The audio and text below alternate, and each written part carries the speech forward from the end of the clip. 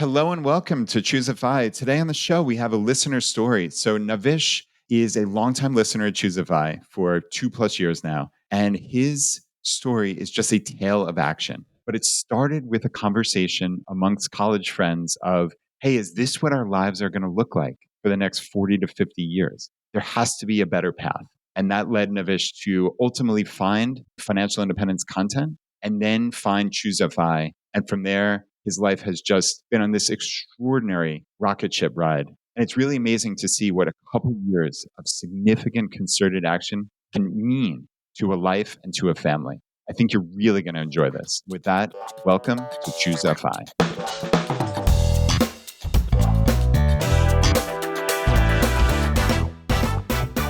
All right, before we get into the episode, I wanted to read the review of the week. So this came in from Josh.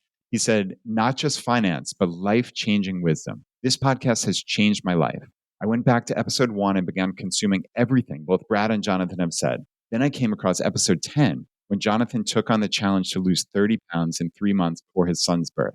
After hearing that, something clicked in my brain. I needed to have a goal, a target to shoot for. So I had around 2.5 months before our first baby girl arrives. And today I reached my goal. I'm officially down 30 pounds and I feel phenomenal. I have more energy and I'm so excited to live a happier, healthier life with my wife and daughter. Thank you guys. This podcast has changed our lives forever. P.S. Our savings rate went from the Ramsey 15% up to 50%. Wow. Josh, that's incredible. And congrats on the arrival of your baby girl. So for everybody, we are really asking that you send in podcast reviews. So either on Apple or Spotify, you can go to choosefy.com/review, and that'll just give you step-by-step directions. It takes about 30 seconds to leave a 5-star review and just a little note. And I really would appreciate it. Also, then send me an email either to feedback@choosefy.com with a screenshot, or get on my newsletter, choosefy.com/subscribe, and then just hit reply to any single one of those emails. And it comes directly to me. And what's cool is our guest Navish today reached out specifically through one of those emails, and we just started going back and forth. And here he is on the podcast. So with that, Navish, welcome to ChooseFI. I'm so happy to have you here. Thank you, Brad, for having me. Great to be here. Yeah, this should be fun. So I gave a little teaser in the intro there about this fateful conversation with your college friends of, hey, we're sitting around chatting and maybe you realize that the adult life wasn't all it was cracked up to be with work and such. And I'd love it if you could take the audience through that, because I think that's a conversation or really a feeling a lot of us have. And maybe it doesn't go anywhere for most people. So talk us through that. Yep, for sure. And I'll backpedal even from that conversation to some of the formation years. So when we were growing up, our parents' emphasis was on getting really good grades in your important grades, example 12th and 12th.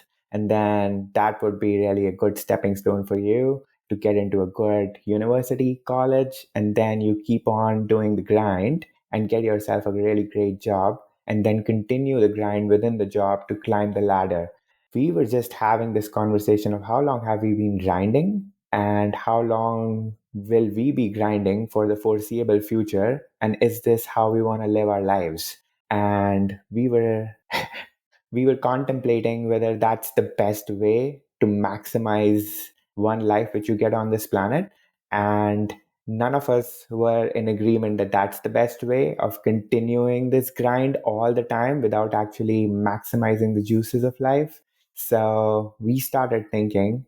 None of that conversation actually resulted into action up until 3 years later because of various life circumstances, but it was always that curiosity or strong desire to find the answer which got me to financial independence, blogs, books, podcasts, anything which you want.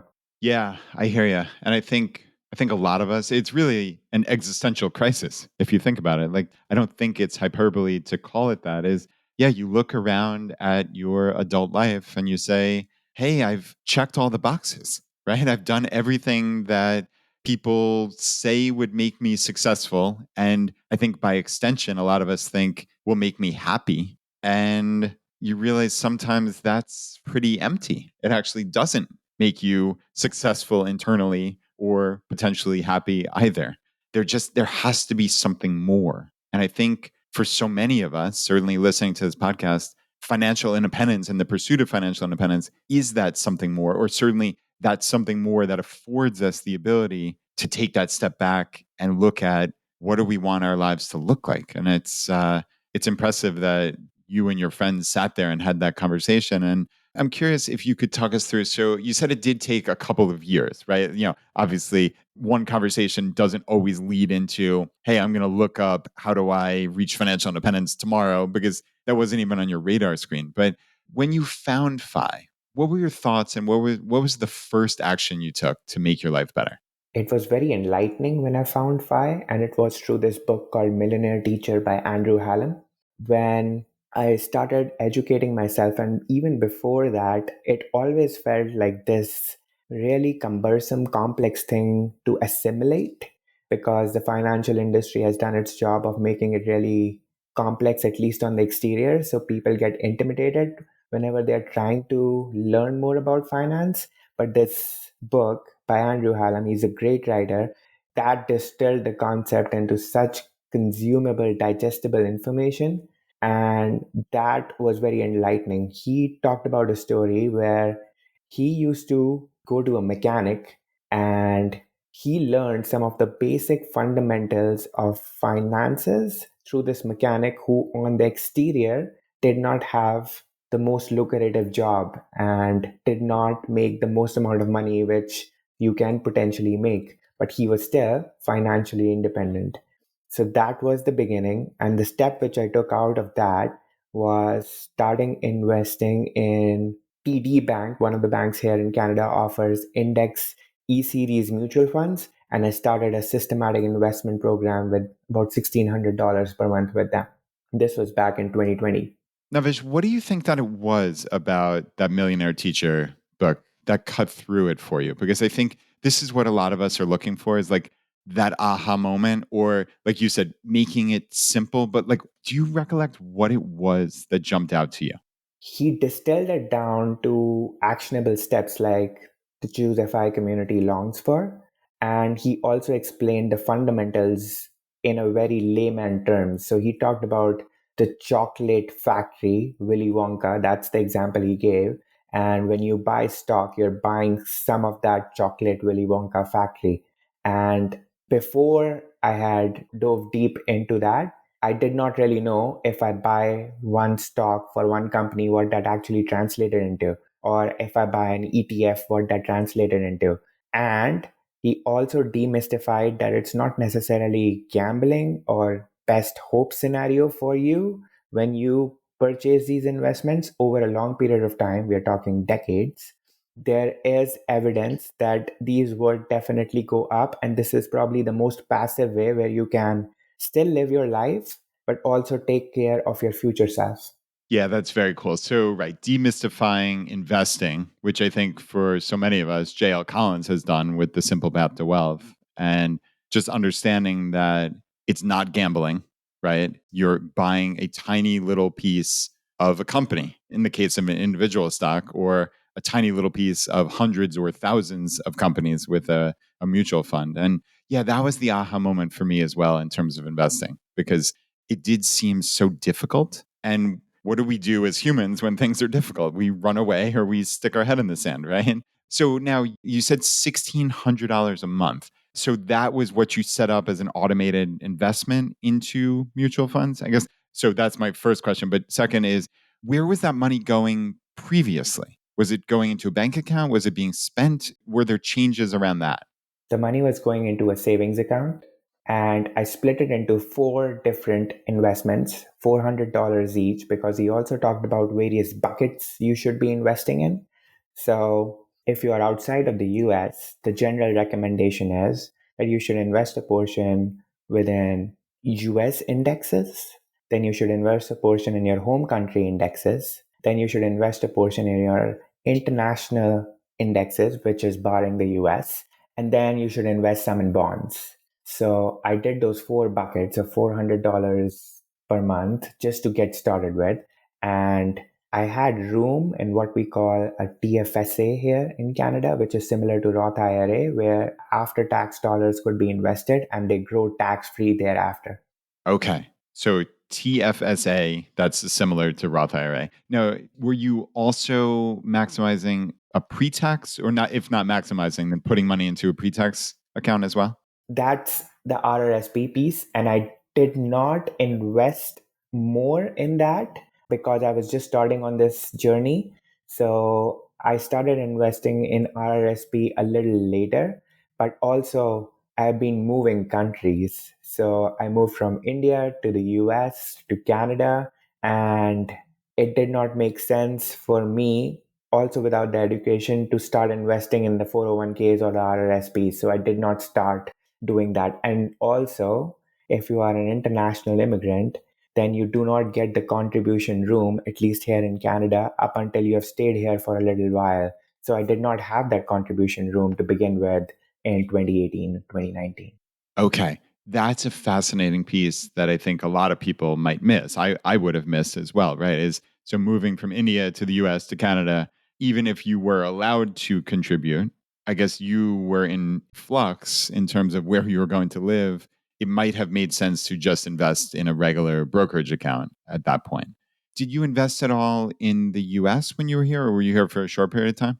So give or take, I've been in US for 7, 8 years, but this is including me studying for my master's and then working for a little bit and then coming back to work. I did not necessarily invest. That's one of the regrets which I have.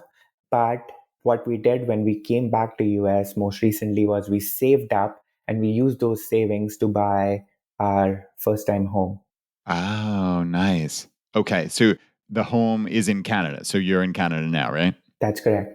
So tell us the story of that. I know we've had some folks on talking about the craziness in the Canadian real estate market. Are you in one of the bigger cities? Is that something that's crossed your plate as well? We used to live in Toronto. We were renting over there and we were spending north of $2,000 per month just renting. But then during the COVID time, sadly, my father also passed away. So I did not have all the mental acumen at that point of time to actually take such a good financial move. But my wife was really pushing, even though I was going through a grieving period. So she said, this is probably the best move we can take. And we were locked inside our tiny 1 bedroom apartment anyway and still working. So we saw the market go down. We had the savings which we had saved up from our jobs in the US and even a portion in Canada. So that seemed to be the best move which we have made in terms of real estate so far. Gotcha. Okay. What are the mortgage terms like that you have on your particular mortgage? I know here in the US, so many of us got these 30-year mortgages at under 4% interest before things went crazy. Looking at the timeline here, you bought your home before interest rates went nuts, but what's the term length for your mortgage? The Canadians are generally envy of the US folks because you get 30-year terms and we get, generally speaking, 5-year terms. Okay. Okay. So we got a 5-year fixed at 1.99%. And that was a pretty good deal at that point of time. And we got our house also outside of Toronto. So we had to move an hour west of Toronto just to get something which is within our budget. But we still ended up getting a pretty decent deal. And we have made some equity in that house. I would say about 350K, which is also in our plans to now utilize that equity to further boost our FI number or basically reach the FI number faster. Ooh, well, tell me about that. Because I think a lot of people don't know how to consider their home and potential appreciation and potential equity in their FI number, because obviously you have to live somewhere, right? So I'm just thinking about your story. So it sounds like your mortgage is going to come due, or you're going to have to refinance or whatever it may be in a couple of years in 2025, it sounds like. How will you take advantage? Are you going to live in the same place? Do you have to sell it? What are your plans on that? Because I think there's definitely something here. There are two options for us as far as real estate is concerned. And I did the whole math actually just this last week of our lean FI number, of our normal FI number, and of our fat FI number. And it all depends upon what our expenses are right now and what they will be 4 years from now. That's our aggressive aim to be at least lean FI. So come August 2025, we should have at least 680K of equity, if not more. We would probably have more. We have about 680K of equity, inclusive of the down payment, which we already made towards our principal residence. We plan to split that into two portions, the down payment. One portion of that down payment would go into another principal residence, which we can buy, and we target to have a principal residence which is not costing more than what we already own. And the second would be towards this rental property. And the math has to work out in such a way that we make a potentially larger down payment on the rental property so that we at least turn out to be cash flow positive. And that means we could potentially end up having a down payment for that rental property in the 200 to 300K range. Okay, I get it. So, right, you're taking the appreciation on your current place and essentially splitting it so that you can get a new primary residence that's no more expensive than your current one and hopefully less, obviously, especially because interest rates will be up fairly significantly, and then taking another portion of it and putting it into a rental property. Okay. So that's neat because I think a lot of people do get caught up in this worked out in a perfect world. So, hey, the appreciation happened and I have a higher net worth, but it's all stuck in this house. So, what do I do? And I think realistically, because if your house went up, then the house in the neighborhood next to you and the one 2 miles away also went up in all likelihood. So, that doesn't really help for most people to sell and then just buy a new one. So, you generally have to buy a cheaper house for it to really lower your overall expenses. And it sounds like that's what you're thinking, and then making it this rental property play. So it's a double whammy positive. Am I hearing you right? That's right. And I was also doing the math. If I buy two rental properties with this equity we have built, portion of the equity, and the math turns out to be that I would be in negative cash flow if I try to do too much. And that's where I think Chad Carson's small and mighty real estate investor really hit home with me. I don't have to do too much. I'm doing a lot with my index ETF approach right now. That would be always my primary. And this is to supplement that so that we can get from lean fi to normal fi maybe faster. And I'm also thinking of this as sort of an annuity, but with a physical asset which I own. Yeah, and Chad Carson was on a handful of months ago in episode 446 talking about his new book, Small and Mighty Real Estate Investor. And that was phenomenal because I think so many people in real estate think it has to be bigger and better. And I have to get 20 units, then 50 units, then 100 units. And Chad's rethink on this was, oh, what would this look like if I wanted to live a better life? What would it look like if I just wanted to cover my annual expenses and still have this wonderful fat fi kind of life, but optimizing for reducing stress and just having better properties that have better tenants that fit his quote unquote buy box. So I love that you brought that up because that really was impactful for me as well. The second option is we would refinance this instead of buying a new principal residence and just make use of the equity to buy the first rental property. Oh, so if you refinance, so it would be a cash out refi. So your mortgage would go up on your current property, right? Because the interest rate would go up, but you'd be able to then buy a hopefully cash flow positive rental property. That's right.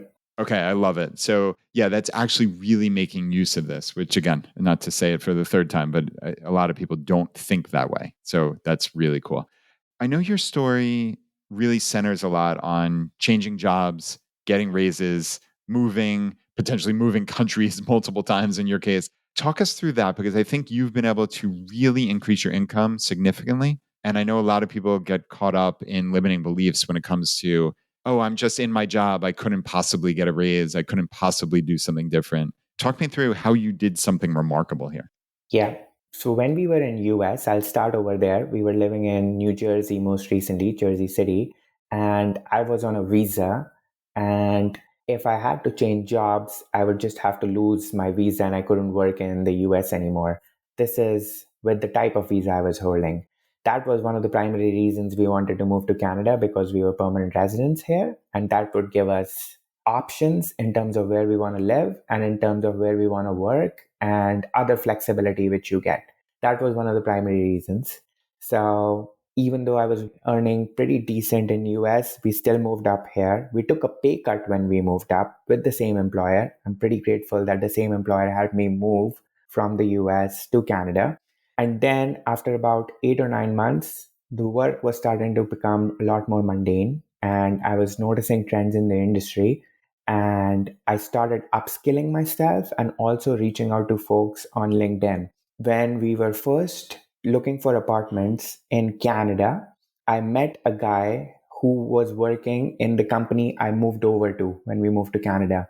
I just met him to get some advice and get some more tips about what are you looking for in this solutions engineer who like a role might open up sometime in the future. So that was more of a conversation. A role was not there at that point of time. And when we moved about 8 months after, a role opened up, and this guy remembered me and put in a word for me to his manager, who was the hiring manager.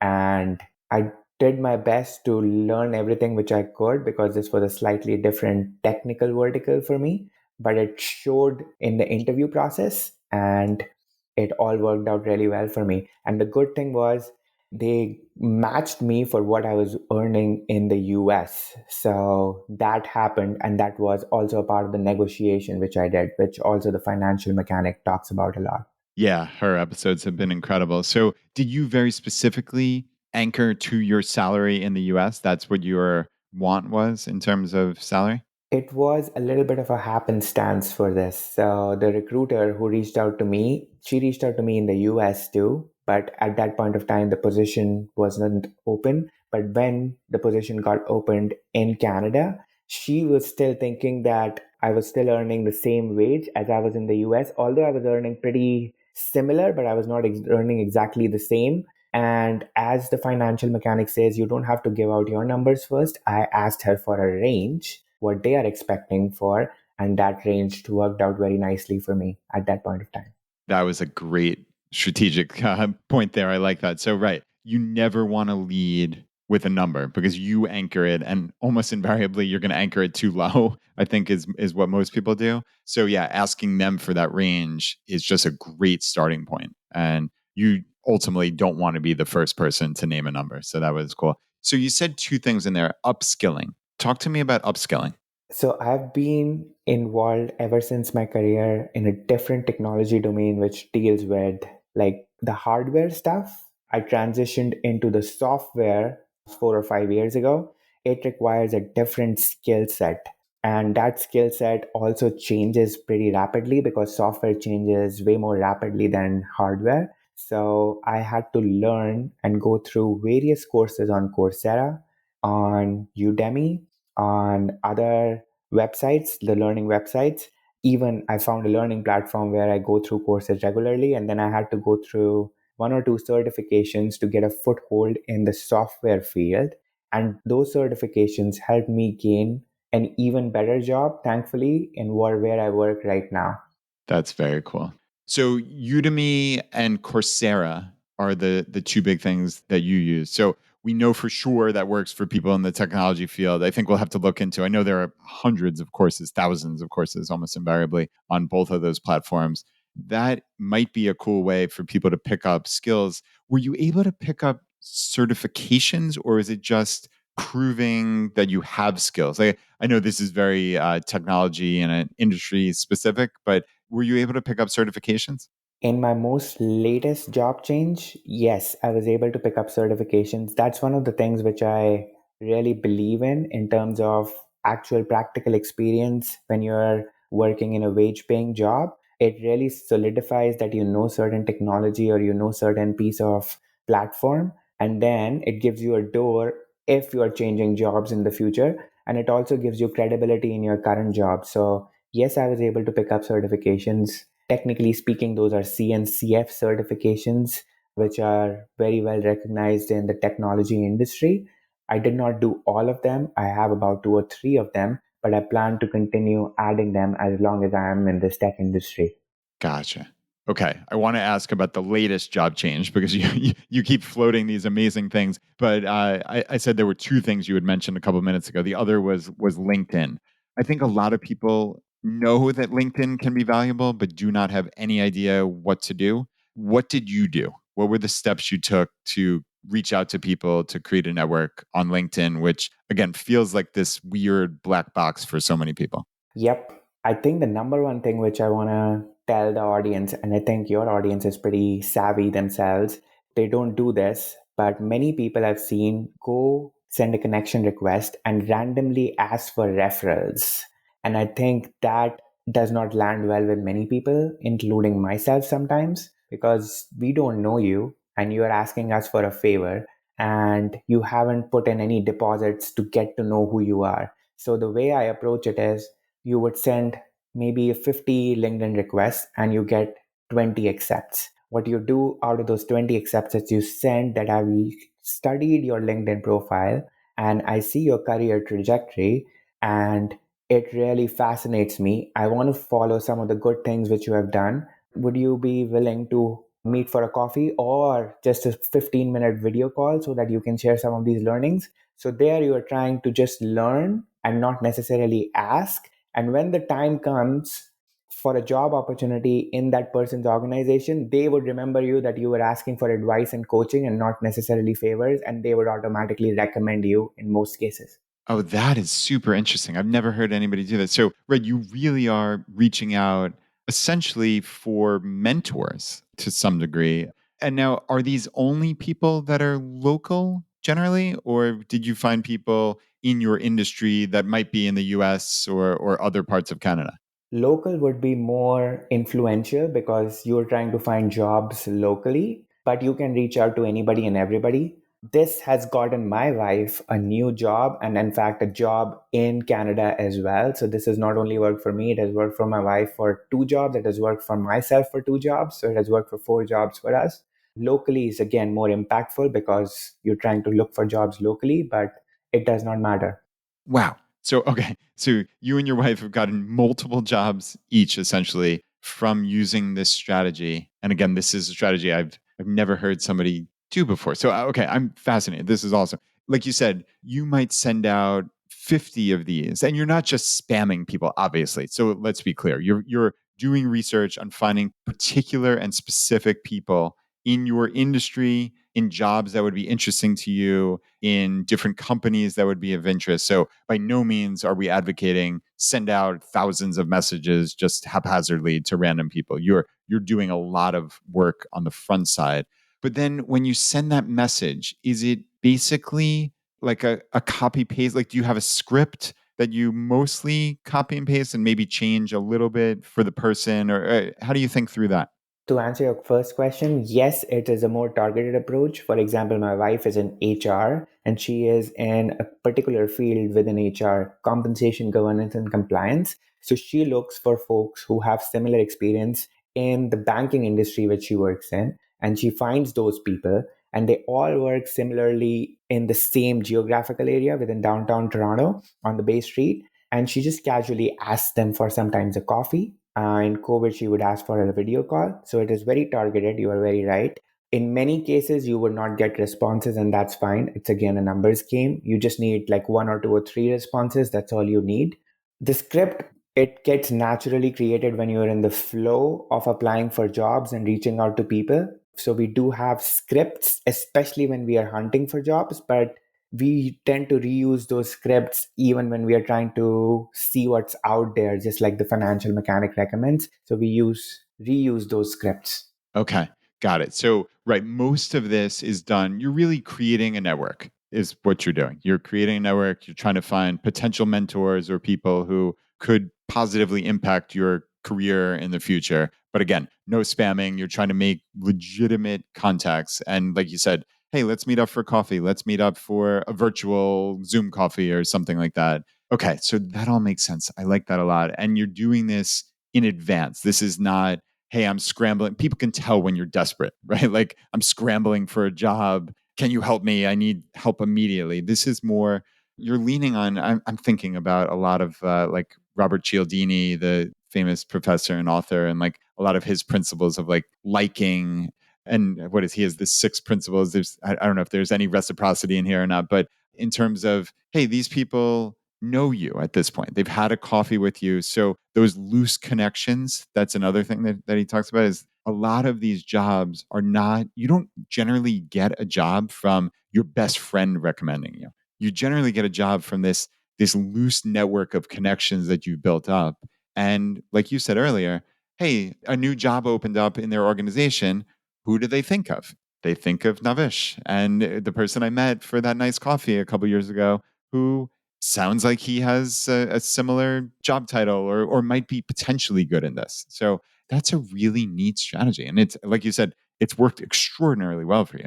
Yes, and we sometimes reverse engineer when we are actually looking for a job. So we would look for job openings in our targeted organizations, and then we'd find people in those organizations who are in similar departments, and then start reaching out to those people proactively while we are in our current job and start building those connections.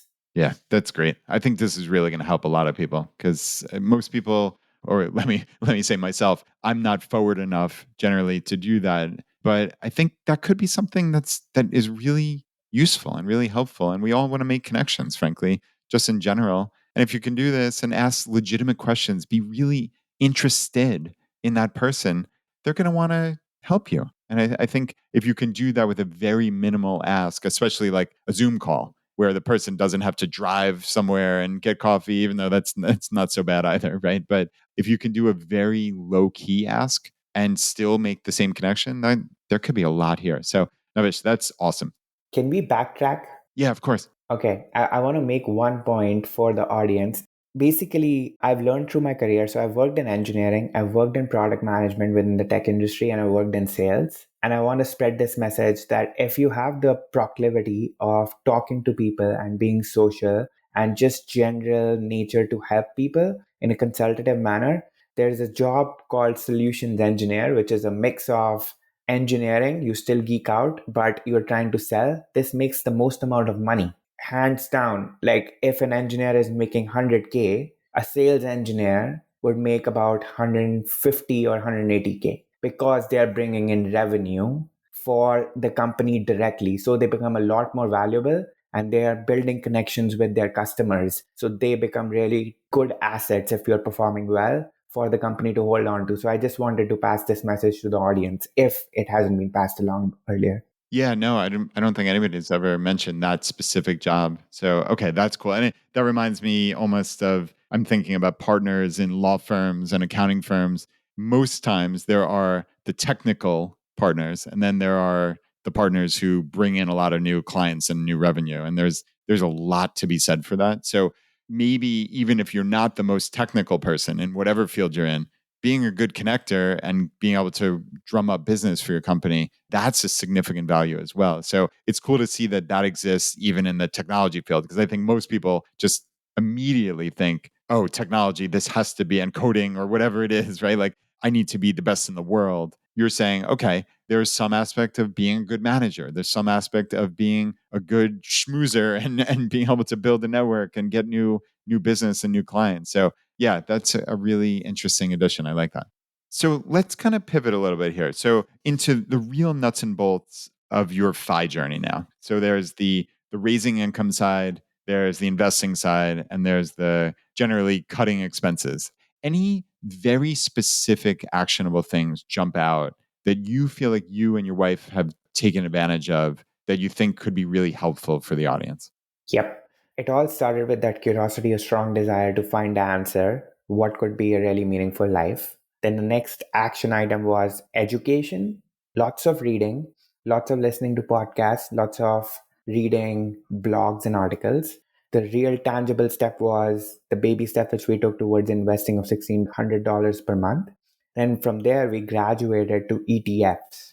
And what we have done is we have chosen index ETFs representing Canadian index, representing US indexes, representing international indexes, and we have split them so that every time we make a new contribution, it's going to that same contribution targets which we have allocated for. So because we are in this accumulation phase, we don't necessarily sell to rebalance anything. We just buy index ETFs in our targeted buckets, and whichever bucket is short as compared to the other, we try to buy that. And one more thing which I'd say, which is probably outside of typical advice, is don't time the market. And I don't try to time the market, but whenever there is an opportune time when the markets are down and you are in this accumulation phase, I time the market a little bit. I try to buy when the stuff is on discount. If I have some disposable income, which I'm not necessarily going to use,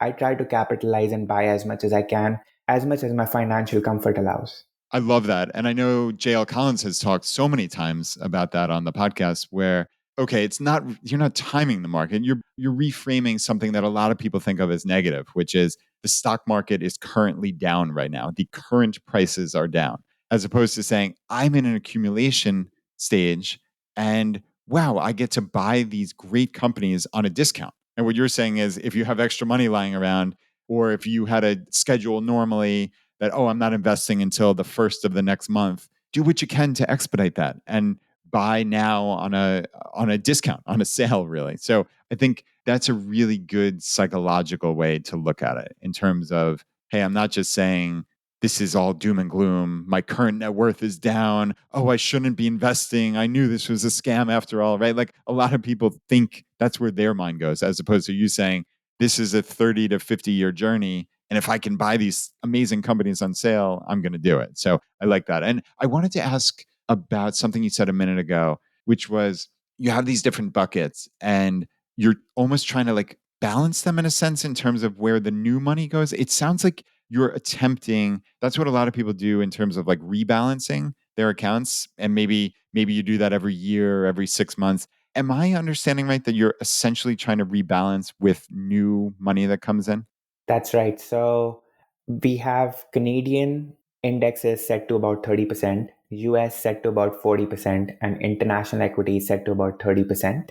And so I've gotten rid of bonds just because of the performance lately. And I feel I am in this game for a long term. So I don't need to have that safety net of bonds just yet. I have my emergency fund, which is another thing which we did, which we can talk about if we need to bank upon it. So Canadian is 30%, US is 40%, and international is 30%. Every year in the beginning, I see how much is each bucket, and then the new contributions which we make get allocated so that it come out to this 30, 40, and 30 mix. And based upon what I decided in the beginning of the year, I just start contributing in those buckets. So if US is less, I start contributing a little more in the US. Interesting. Okay. That's cool. So generally speaking, I don't love because it does sound like a little timing the market in a sense, but what you really are doing is you're rebalancing. And I think that's something that a lot of financial experts really do. They significantly advise you to rebalance. And that's something that frankly most of us don't do, even though we might want to or say we're going to. So yeah, that's another interesting rethink on that. I like that. So yeah, you're doing these little subtle variations that are making a difference. I like that very much. So okay, you floated emergency fund. Is there something interesting with your emergency fund? We were first having our emergency fund in one of these big banks, which gave you about 0.001%, maybe sometimes even less. And there is no brick and mortar bank in Canada, and I'm sure there are plenty in US, which gives you about 2.5% on just the money which is sitting in your emergency fund. So I transitioned all of those emergency funds to this no brick and mortar online only bank, and we earn a decent enough interest, which again goes back to building the emergency fund. We don't necessarily use that cash right now. If we have a lot of it, it could potentially go into some of the purchases, or it could go into one of those real estate adventures when we get to it. Yeah, that's cool. I know there are a lot of online banks here in the US that now, in this new interest rate environment, for the first time in my adult lifetime, basically, there's actually decent interest rates. I've seen upwards of 5% on some accounts, which is amazing. I know one of our partners is CIT Bank. And at the time we're recording this, their account, if you have $5,000 or more, has 5.05% interest, and it's pretty wild. So yeah, for anybody listening, we'll put this in the show notes, but it's ChooseFI.com/CIT. And we have a whole review on the bank and different options. But that's where I'm parking my emergency fund because honestly, Navish, when I came out of college, I remember ING Direct. It was the very first online bank and they had 5%. And then for the last 15 to 20 years, I've looked back wistfully on that. Like, wouldn't it be amazing if it ever came back to that? And it seemed laughable, but we're back now. There's actually savers are being compensated really well, which is pretty awesome. Thank you. Navish, I wanted to ask you about tracking your expenses because I think this is something that you've hit on as something really important in your financial journey. And I think people are all over the spectrum in terms of tracking every expense down to the penny or just having a loose budget or having no budget whatsoever. I'm curious if you could talk through your specific strategy on this. Yep, definitely. I'm naturally frugal myself, so I don't spend that much, or at least I used to think that. My wife is on the spendier side, so I started the expense tracking thing basically to get more data to basically corroborate what I was thinking. But I think we started on the expense tracking journey a little late. Think if you're starting on your FI journey, this is probably the first thing which you should start. You should start what's coming in and what's going out and what's remaining. We started on it a little late, but that's fine. Better late than never. But there were so many things which we uncovered, which we were thinking, hey, we do not spend that much money eating out. And we do not, as compared to some of our friends, but we still ended up spending more than what we expected, sometimes even $500, $600, which was greater than what we were expecting, about $300 to $400. We started also seeing that our grocery bills were going higher because some of the grocery stores which were closer to us were charging more as compared to more frugal, better, cost effective options. So we changed where we shop groceries, and that helped a little bit. We also started seeing certain patterns of shopping where we would not hold back sometimes, even if we were higher than what we expected to be. And once we had that data screaming back at us, it was giving more evidence to my wife that, okay, that one or two things which she forgets or I forget sometimes, those still add up to a significant number. Yeah, I think just getting it in front of you and seeing the data, seeing the truth is so important, which is why I say to people when you first find financial independence, the very first step you need to take is just put this on paper. It might be uncomfortable. That's fine. It is uncomfortable. Write down all of your assets. You write down all of your liabilities. What's your net worth? It might be negative. It might be close to zero. That's okay. You're here to make your life better, but you need to have it on paper. And I think the same goes true certainly with your income and your expenses, because I think this is why a lot of people are running at zero or negative every month is they just have no idea how much they spend. They think on some levels that they're frugal or things are going okay, but yet they're spending all their money and they don't know why, and it's just kind of getting frittered away in like little increments. And like you're saying, hey, we didn't go out to eat as much as our friends, but it's still so many hundreds of dollars more than we thought. And that doesn't mean to live a life of deprivation. Nobody's arguing that, but it's just, hey, sometimes you need to see it on paper. And then you can set up a real budget if that works for you. And I know you have an interesting take on budgets and kind of like appropriating money maybe for future expenses, because so many people just react reflexively in terms of, oh no, something broke in the house, what are we going to do? Or, oh, I just go into my general emergency fund, which is perfectly fine if you have one. But I think you have very specific, appropriate, I'm using accounting term, right? Like appropriated funds or buckets. Talk us through that. Yeah, definitely. But before I do that, I want to say that we do fall out of our budget sometimes and it goes out of whack, and it's just life, and it's okay for anybody to get into that situation as long as you have eyes on it and you normalize or try to normalize some of those discrepancies. And we were seeing some of those discrepancies. For example, the property taxes come due every quarter, and that raised our monthly expense by about $1,000 every month whenever that hit. Most recently, we bought a second-hand car, by the way, and we just paid cash for it. We did not want another monthly installment to go out. But recently, we had to change tires on the car, and we had to change the brakes, and we had to fix another transmission issue. Combined, that costed about $2,000. And that again created this spike in our monthly expenses, even though our other portions were taken care of. But these expenses were basically throwing our target expense for a month out of whack. And if that goes out of whack, then your FI calculations also start going out of whack, because now you would think that your FI number is slightly higher or your expenses are slightly higher, then your FI number needs to be higher. So what we did was we created these buckets, which are essentially travel. We have a new baby coming in, baby, and home and auto expenses. And we have a set amount going from our checking accounts every month to these buckets now.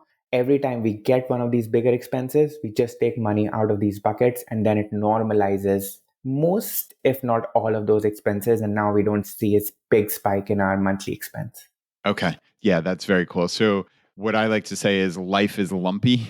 And what that means is, right, every so often you're going to have a random $2,000 expense that you didn't really account for that month. But if you really were honest about your financial life, it's not all that surprising in a given year to have these extra $2,000 of expenses. They're not even extra, they're just part of life. But yeah, when you're saying if you're looking on a very micro level of calculating your FI number off of that month's expenses, which I don't advise people doing because you look at an entire year's worth. But if you're just looking at the micro of, oh, wow, our expenses were $2,000 extra this month. That's $24,000 a year. That's $600,000 extra I would need in my FI number, which is absolutely crazy, right? Like you can't think like that. You need to think of in terms of, okay, this is a normal amount in a given year. And I think what you're doing is you're just setting up these funds so that, okay, we've got it covered. So it's a psychological thing as much as anything, because frankly, you could have all that money just sitting lumped together in one account and it really wouldn't make all that much of a difference. But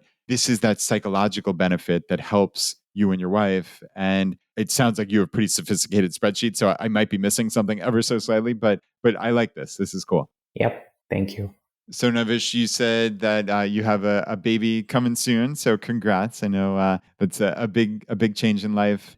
And one thing that so we're talking about family, right? Is you and your wife got on the same page in terms of financial independence. But I think that's not always so easy for people. And I think you have some info or strategies that you might suggest to people in terms of okay, you found Fi first, and you not convinced your wife, but you got on the same page and you looked at it as okay, we're a team.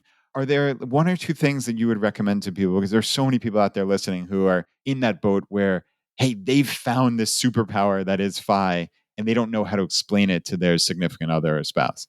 I'll tell people what not to do because this is how I started. I was reading these books, and the Kindle app has this way of highlighting quotes and then sending them as text messages.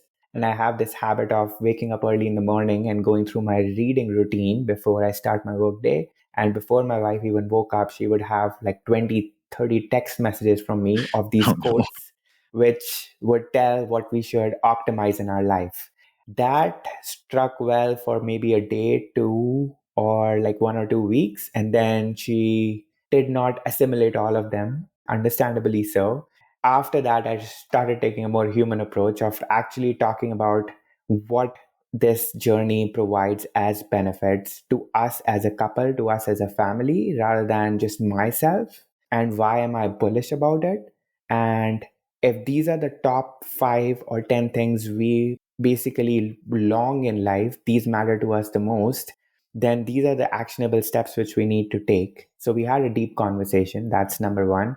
And I think the second most impactful thing which we did was I took her to a Cam Mustache event where she saw these people who have reached Fi in their 30s, 40s, 50s, 60s, and above, and how that entire journey, going through that journey and living that Fi life has changed their perspective on life.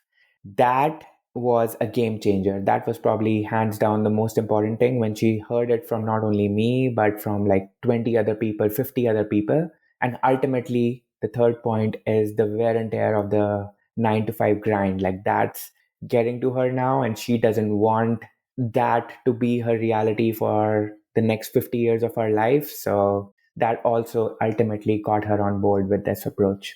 Wow, that's great. So three-pronged strategy, which each one is equally as important. I like that a lot. And yeah, clearly the message is don't send 20 or 30 text messages to your significant other every morning. Probably not a good strategy. But I think your excitement probably shone through. I think that was maybe what got the ball rolling in terms of, hey, let's have these conversations. Let's talk about what do we want our lives to look like? Let's meet other people in this community who are doing something different with their lives. And I think that's important. And, that's why we set up all those ChooseFI local groups so many years ago. And now there are hundreds of them across the world. So ChooseFI.com/local, if you're interested. There are Camp FI events all across the country. Like you said, Camp Mustache. There's the Five Freedom Retreat in Bali. There's Economy in Cincinnati, which is remarkable. There are lots of ways to meet other people in the FI community. And yeah, I think it's important. I think it helps to see other people and you're in real life doing this. So I absolutely love that.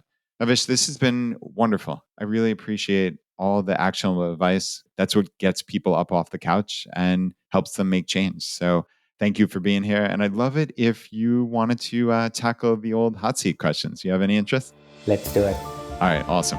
In a world drowning in debt and rampant consumption, trapped by the chains of lifestyle inflation, these questions highlight the secrets of those who have broken free. Welcome to the ChooseFI Hot Seat.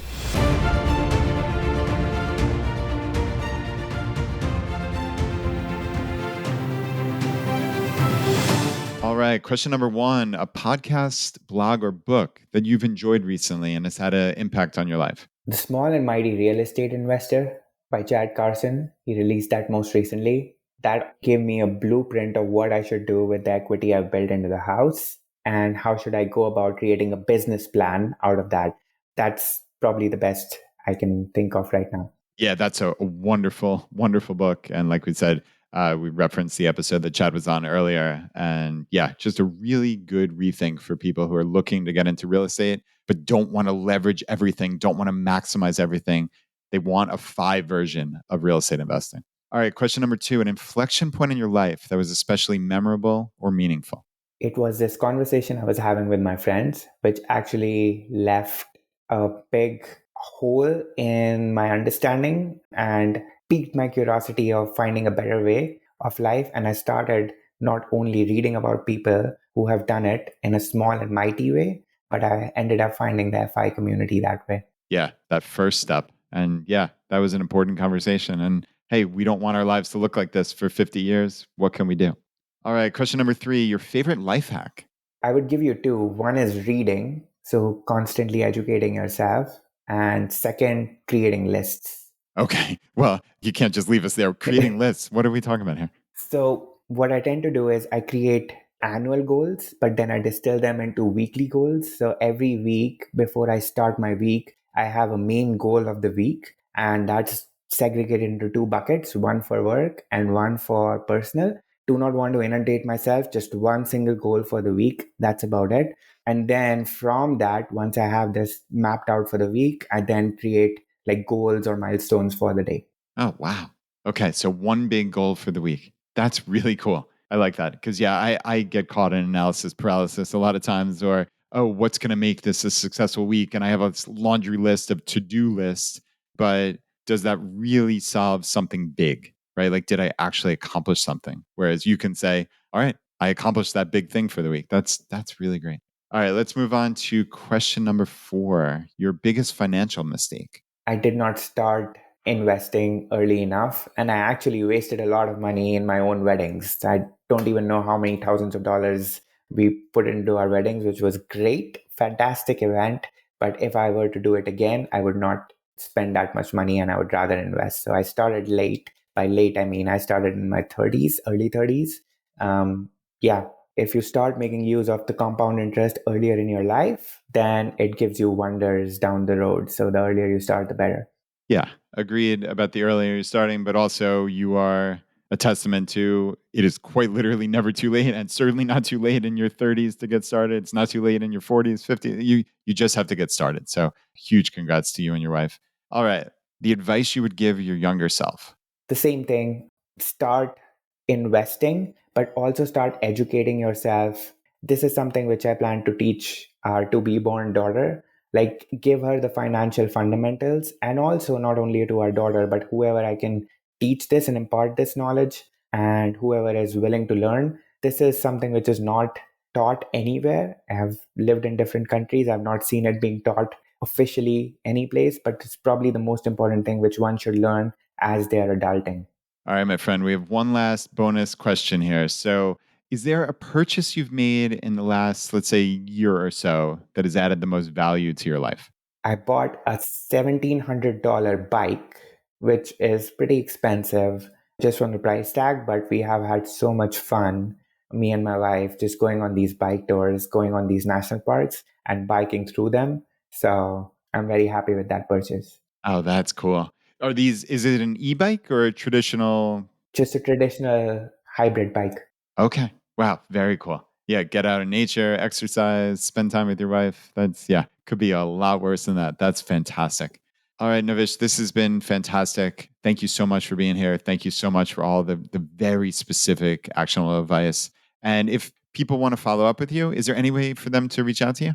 Folks can reach out to me on LinkedIn. They can just search by my name, Navish Bahl, and I should show up as one of the first results. Okay, wonderful. And we'll try to get the link in our show notes. So if you could send that to me, that would be wonderful. And all right, my friend, congrats on the upcoming baby. And until next time, thanks for being here. Thank you so much, Brad.